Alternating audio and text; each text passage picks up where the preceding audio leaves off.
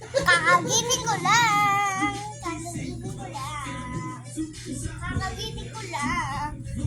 Bumili kami balas. May mga balas namin, guys. Mga balas natin. Yan.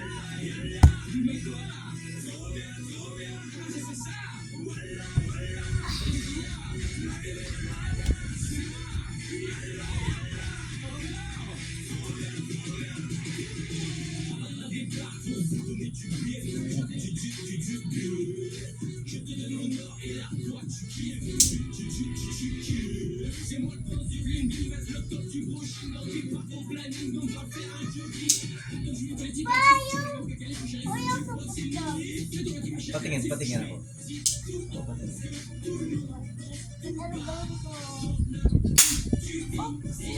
Okay.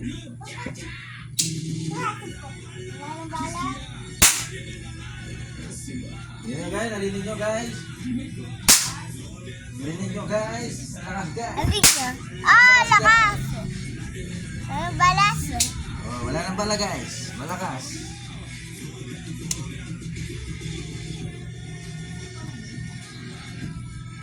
Pa? May balas. Guys, papaputok po kami. Sama tatay.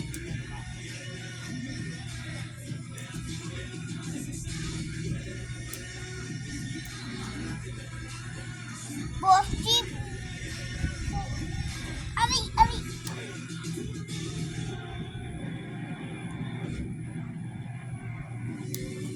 Oh, guys.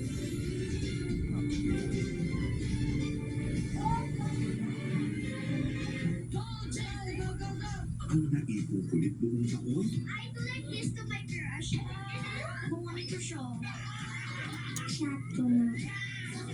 Sana na i-full mode on. Pinoy street food. Elsa. Ma'am Sir Diyos ko.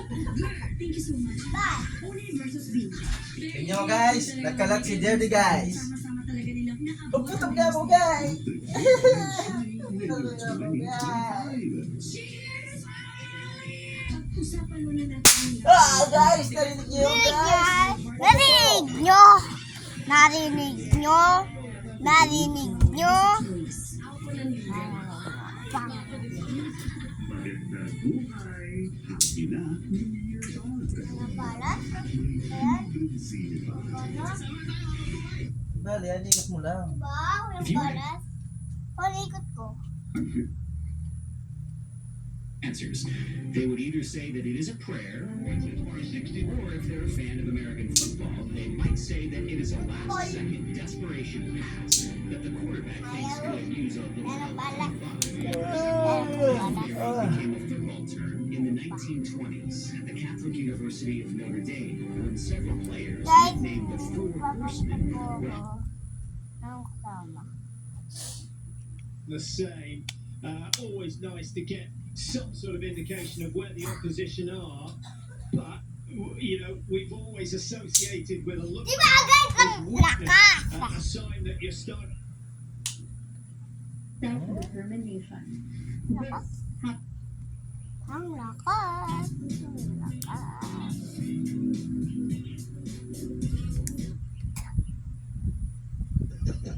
culinary capital of Father, anong kinalaman ng Pampanga of all the provinces sa buong Pilipinas? Bakit po kaya?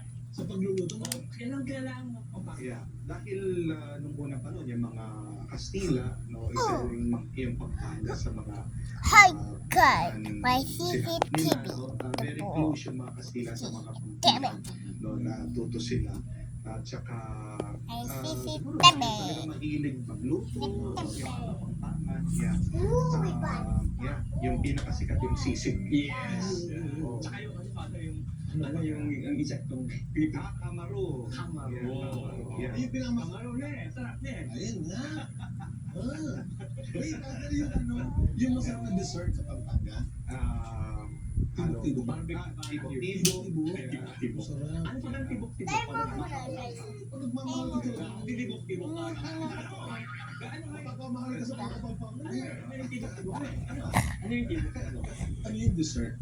Yeah, Ano yung Yeah. malagkit sa mga kakanin. Pupunta tayo dyan. Delicacy. O, di ba? Pero para sa ngayon po, ano po ang inyo pong present assignment muna? Yes. Ako po ay Oh. parish priest sa isang maliit na parish. No? It's a farming community. No? Ito ay Our Lady of the Holy Rosary Parish. Dito Hello po sa aking mga parokyano, sa aking mga parishioners. No? Doon po sa Santo Tomas, Pampanga. Yeah. ano po ang konti lang, Father? Konti lang po. O, Yeah. konti lang. So, gagawin po natin ay lalagay na natin yung ating mga shrimp. No? Iperito po natin. No? Yeah. Kahit half cook muna po, basta mag-orange po yung ating shrimp. No? Pagkatapos, ihahango din natin sila para gawin natin yung pinaka-sauce ng gambas. Father, aside from the parish po sa Archdiocese ng San Fernando, meron pa po may ibang ministries o office? Opo, ngayon po ako ay parang private secretary din ng ating Archbishop Florentino Dom Navarias. Hello po, Bishop. Wow, very close. Parang close na Hello, Bishop. Kaibigan po kami na sa Very close kay Bishop. Archbishop, no?